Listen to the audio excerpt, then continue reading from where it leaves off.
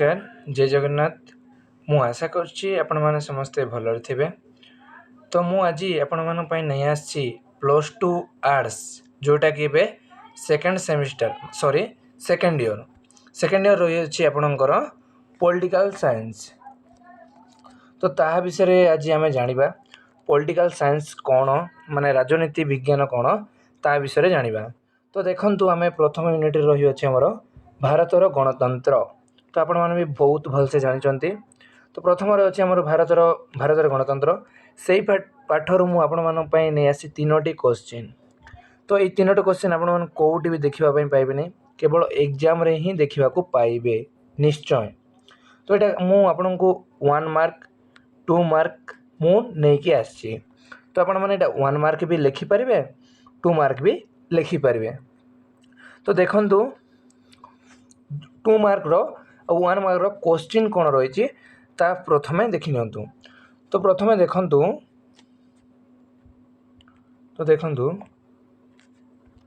Screen टिके बड़ कर देखंतु। प्रथम अछि गणतंत्र एक कोण। तो पिला माने आपन को जो सर मैडम जे भी होना कांगी, तो आपन जेंति पॉलिटिकल जेहेतु पॉलिटिकल साइंस रखिछंती, तो निश्चित भाव रे आपन को पचारि पारंती जे पिला माने गणतंत्र एक कोण। तो आपण माने कोण डायरेक्टली क्वेश्चन रखिबे, माने कोण उत्तर डायरेक्टली रखिबे ता जानंतु। तापर द्वितीय अछि हम गणतंत्र रो अर्थ कोण जानिबा। तापर तृतीय क्वेश्चन हला गणतंत्र काहाकू कुआ जाय। तो एटा निश्चित भाव रे आपण माने बही रु पाई जिवे, माने बही रु ए क्वेश्चन पाइबे, किंतु गणतंत्र एक कोण एटा निश्चित भाव रे गणतंत्र ए क्वेश्चन पाई परिबे नाही। तो तेणु करी निश्चित भाव रे एटा एग्जाम रे ही देखिबा पाइबे। तो क्वेश्चन एग्जाम रे बुलाई बंकाई आस्ताय। तो तेणु करी मु निजे मध्य मु +2 एग्जाम देइछि। तो तेणु करी आपण मानको मध्य कहू अछि। तो ए क्वेश्चन कोन इंपोर्टेंट बहुत इंपोर्टेंट। तो एटा मने रखंतु। तो देखंतु गणतंत्र एक कोण। तो आपण माने जे भी होना कांगे जदी पचारंती पिला माने गणतंत्र एक कोण, तो आपण माने डायरेक्टली कोण उत्तर रखिबे ना गणतंत्र हेउची एक शासन व्यवस्था। बहुत इंपोर्टेंट। तो कोण ना गणतंत्र हेउची एक शासन व्यवस्था। तो मु एठी लेखिनी, तो आपण माने निश्चित भाव लेखंतु मु डाकुची। तो देखो गणतंत्र एक हेउची शासन व्यवस्था। आपनकर 1 मार्क भी कवर हो जिवो, तापर 2 मार्क मध्य कवर हो जिवो। काहे कि देखंतु गणतंत्र एक कोण माने एक कोण। तो आपण माने लिखि पारिबे गणतंत्र एक हेउची शासन व्यवस्था, जोटा कि इंग्रजी शब्द डेमोक्रेसी रु आसी अछि। तो सेमिति ही आपण माने लिखि पारिबे 2 मार्क मध्य लिखि पारिबे 1 मार्क मध्य लिखि पारिबे। तो आगो को देखंतु गणतंत्र रो अर्थ कोन। तो 2 नंबर क्वेश्चन पिला माने गणतंत्र रो अर्थ कोन। तो हमें गणतंत्र रो अर्थ देखिबा को गले जे कोनोसी अर्थ माने जे कोनोसी क्वेश्चन रो अर्थ माने देखंतु जो भी क्वेश्चन रो जो अर्थ पचारि थाए, माने देखो गोटे क्वेश्चन आपन को रखिबा पई जाउ अछि जे देखंतु। तो आगो को एमिति पढिबा पई जिवे जेहेतु जेनि भाषार अर्थ कोन। तो पिला माने अर्थ रो नै कि बहुत क्वेश्चन आस्ते। तो हमें एई अर्थ कोन सेटा बुझिबा पई प्रथमे। तो पिला माने अर्थ हेउची 2 प्रकार, जोटा कि होउची आमे बुझिबा जे अर्थ हेउची 2 प्रकार। गोटे हला शाब्दिक अर्थ रहिछि पिला माने, आ गोटे हला भावार्थ। तो एई दुईटी अर्थ तुमको मन रखिबा पई पड़िबो।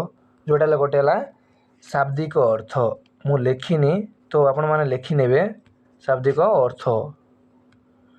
गोटे हला शाब्दिक अर्थ आ गोटे हला भावार्थ। तो आपनको मन रे क्वेश्चन आस्थिबे जे सर शाब्दिक अर्थ माने कोन, भावार्थ अर्थ माने कोन। तो देखंतु पिला माने शाब्दिक अर्थ हेउची जोटा शब्द रे ही अर्थ। तो गणतंत्र रो अर्थ माने शब्द रो ही एई शब्द रो ही अर्थ। तापर भावार्थ होउची जोटा आमे जहा भाबुचे ता हेला भावार्थ। जोटा हला आमे जोटा भाबुचे चिंता करछे एटा गोटे कोन होइते पारे, तो एटा होउची आ गोटे अर्थ। तो आपण माने एहार माने गणतंत्र रो अर्थ कोन परे जानिबे। माने एई गणतंत्र काहा कुआ जे एटा आगो जानिके तापरे गणतंत्र रो अर्थ कोन जानिबे। तो देखंतु अबे आमे जानिबा जे गणतंत्र काहाकू कुआ जाय। तो आपण माने निश्चित भाव रे बुझि पारथिबे। जदि निश्चित भाव रे बुझि परछन्ती ताले मो वीडियो को लाइक निश्चित भाव रे करिवे। तो देखंतु आमे बुझि नेबा।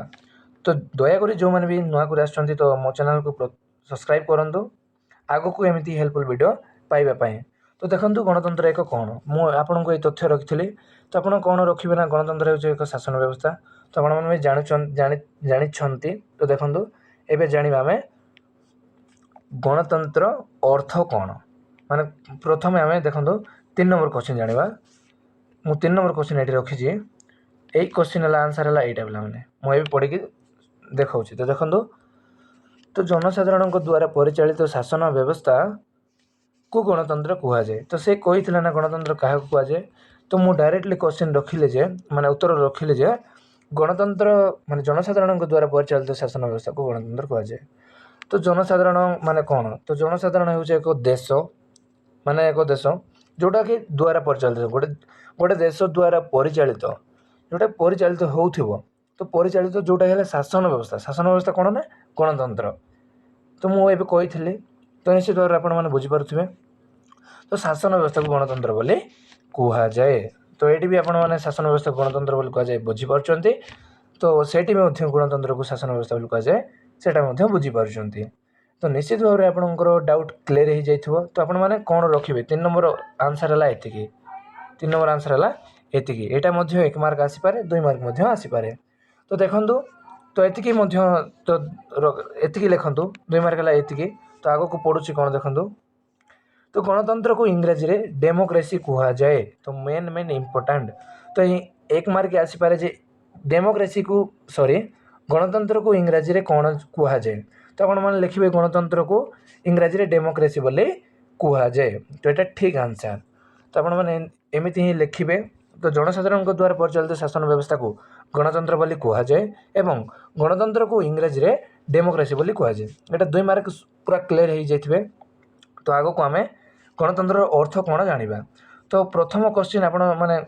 उत्तर जानी पाइले जे यार उत्तर है गणतंत्र एक शासन व्यवस्था तो यार उत्तर है एटी मु देली जे एतिकी 3 नंबर उत्तर है यहाँ तो ये आम जाना जे 4 नंबर माने सॉरी आम 2 नंबर उत्तर होची एटा तो एमती मुझे लिखी पे मैंने जमीक आप बुझीपारे बोले तो 1 नंबर उत्तर आप पाईगले गणतंत्र हो एक शासन व्यवस्था से ही तार उत्तर तो ये आम जाना 2 नंबर उत्तर तो देखो कौन रही से कही ना पे मैंने गणतंत्र अर्थ कौन तो आप कौन लिखे मुझे जेकोसी जिनसर भी 2टी अर्थ थाए जोटी गोटे है शाब्दिक अर्थ आ गोटे है भावार्थ शाब्दिक अर्थ हूँ जोटा शब्द रू आसी था से शाब्दिक अर्थ कहीपर एवं भावार्थ अर्थ हूँ आम जहाँ भावुचे ताहा हूँ भावार्थ तो देखो अर्थ मु डायरेक्टली अर्थ को आसूची तो देखो डेमोक्रेसी शब्दटी ग्रीक भाषा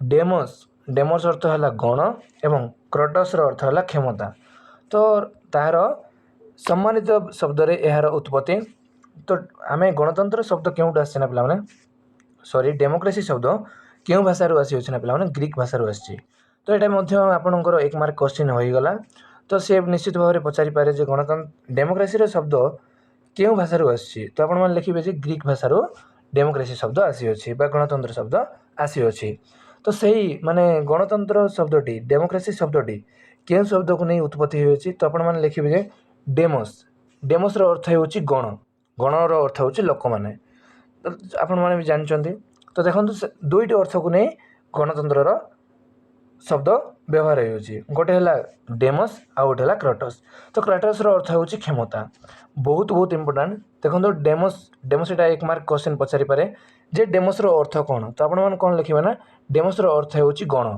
एवं क्रटस अर्थ कौन तो क्रटस अर्थ आपण कौन लिखे ना क्रटस अर्थ हूँ क्षमता तो बस एतिकी लिखंतु पिला माने तो निश्चित भाव में एग्जाम रे फुल मार्क पाइबे तो देखो से कहला ना तो डेमोक्रेसी शब्दटी ग्रीक भाषा डेमस और गण और क्रटस गणर अर्थ है माने डेमस अर्थ है गण और क्रटस अर्थ है क्षमता तो गण क्षमता द्वारा डेमोक्रेसी शब्द आसी अच्छी एमती देखा गले तो सम्मानित शब्द रे यार उत्पत्ति तो ये 2टी शब्द को नहीं यार उत्पत्ति घटी अच्छी तो सतुरांग यार आक्षरिक अर्थ है लोक मानकर शासन तो बहुत इंपोर्टेंट तो ये गणतंत्र कहीं आसला तो कौन पाई आसला तो सी कहूँ कि यही गणतंत्र शासन व्यवस्था आसला एक लोक मान न्याय देवाई तो सेटा ही ଗଣତନ୍ତ୍ରରୁ ଆସିଅଛି। ତ ଏତିକି ଆମେ ବୁଝିଲେ ଯେ ଗଣତନ୍ତ୍ର ହେଉଛି ଏକ ଲୋକମାନଙ୍କର ଶାସନ ବ୍ୟବସ୍ଥା, ଯେଉଁଟାକି ଆମ ପାଇଁ ବହୁତ ଇମ୍ପୋର୍ଟାଣ୍ଟ। ନିଶ୍ଚିତ ଭାବରେ ଏହାକୁ ପଢ଼ିବା ପାଇଁ ହେବ। ତ ପିଲାମାନେ ମୁଁ ଆଶା କରୁଛି ଆପଣମାନେ ନିଶ୍ଚିତ ଭାବରେ ବୁଝିପାରୁଥିବେ। ତ ପ୍ରଥମ ଭିଡ଼ିଓରେ ଆପଣମାନେ ଜାଣିପାରିଲେ ଯେ ଗଣତନ୍ତ୍ର ହେଉଛି ଏକ ଶାସନ ବ୍ୟବସ୍ଥା। ଆଉ ଗୋଟେ କ୍ୱେଶ୍ଚନରେ ଆପଣମାନେ ଜାଣିପାରିଲେ ଯେ ଗଣତନ୍ତ୍ରର ଅର୍ଥ ଦୁଇଟି ଥାଏ ବୋଲି। ତ ଏଇଟା ମାନେ ଆପଣମାନେ ନିଶ୍ଚିତ ଭାବରେ ଜାଣିନଥିବେ। ତ ଯିଏମାନେ ବି ଜାଣିଛନ୍ତି ତ ନିଶ୍ଚିତ ଭାବରେ ମୋତେ କମେଣ୍ଟ କରନ୍ତୁ। ତ ମୁଁ ଆଶା କରୁଛି ଏହି ଭିଡ଼ିଓ ଆପଣମାନଙ୍କୁ ବହୁତ ହେଲ୍ପଫୁଲ୍ ହେଇଥିବ। ତ ଆଉ ଗୋଟେ ଭିଡ଼ିଓରେ ଆମେ ଗଣତନ୍ତ୍ରର ସଂଜ୍ଞା କ'ଣ ତାହା ବିଷୟରେ ଜାଣିବା। ତ ଯେଉଁମାନେ ବି ନୂଆ କରି ଆସୁଛନ୍ତି ତ ଦୟାକରି ସବସ୍କ୍ରାଇବ୍ କରନ୍ତୁ ମୋ ଚ୍ୟାନେଲକୁ। ତ ଆପଣଙ୍କ ସାଙ୍ଗସାଥିମାନଙ୍କୁ ଏଇ ଭିଡ଼ିଓ ବହୁତ ମାତ୍ରାରେ ସେୟାର କରନ୍ତୁ, ଯାହାକି ଆପଣଙ୍କର ସାଙ୍ଗଙ୍କର ହେଲ୍ପ ହୋଇଯାଇପାରେ। ତ ମୋ ଭିଡ଼ିଓ ମୁଁ ଏଠି ଶେଷ କରୁଛି। ତ ଆଉ ଗୋଟେ ଭିଡ଼ିଓରେ ଆମେ ଦେଖା ହେବା। ତ ରହିଲି, ଜୟ ଜଗନ୍ନାଥ।